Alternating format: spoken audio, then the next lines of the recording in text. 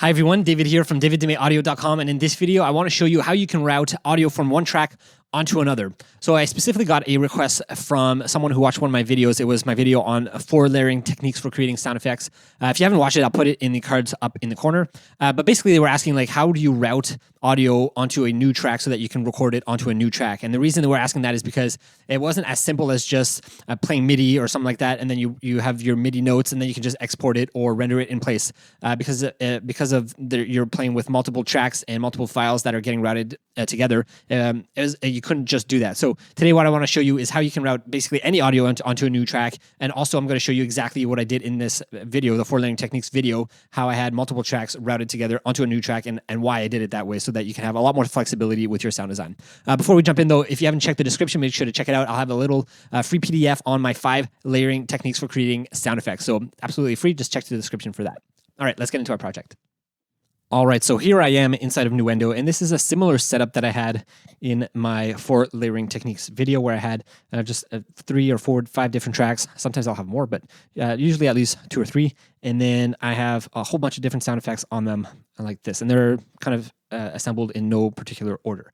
And then what I do is I like to be able to perform these sound effects as I play through them. So let me show you what I mean. So what I'm going to do is I'm going to grab all 3 of these, like this, and I'm going to route them onto a new bus, so onto a new group, so that all of these 3 go into the same group bus. So I'm going to name this group just group 1.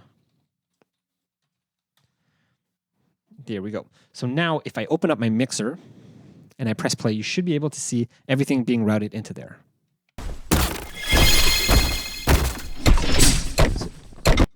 So as you can see, everything's getting routed into here, okay?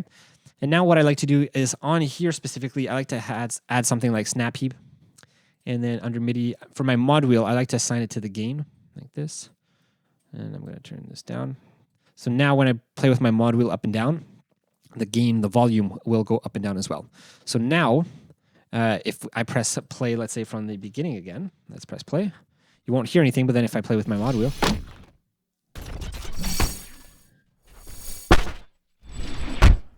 right, you can start to play with the textures based on where the sound is here, and I can kind of control what I want to hear.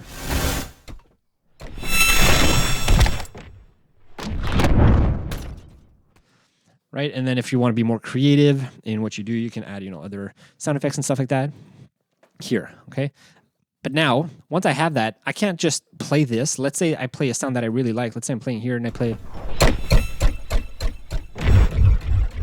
something like that, and I say, oh, that's a really cool sound. Let's export that. Well, I can't export that because there's no MIDI notes. There's no, and then the file is not printed anywhere. So what do I do, right? I'm kind of stuck, and I can't. There's no way for me to export and get that sound out of my DAW. So what I do is I create a new track here. So I'm just going to double click here, create a new track, and what I'm going to do is I'm going to take the audio from group 1, which is where we routed these 3 tracks here.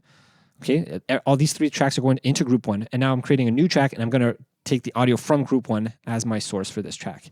So now if you look here, it's taking audio from group 1 and it's going to go into the output bus. So now if I want to record, I can click record on this track, and now I can record the performances that I have here.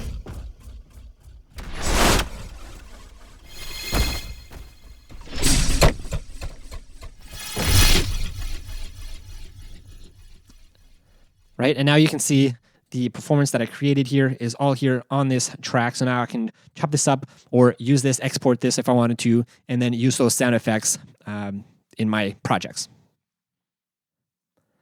All right, so that's it for this video. I know it was kind of short, but hopefully it was helpful and valuable. If you guys have any questions, please let me know in the comments below. And just a reminder to grab that free PDF on how to 5 layering techniques for how to create better sound effects. All right, so that's it for now. Thanks so much for watching, and I'll see you in the next video.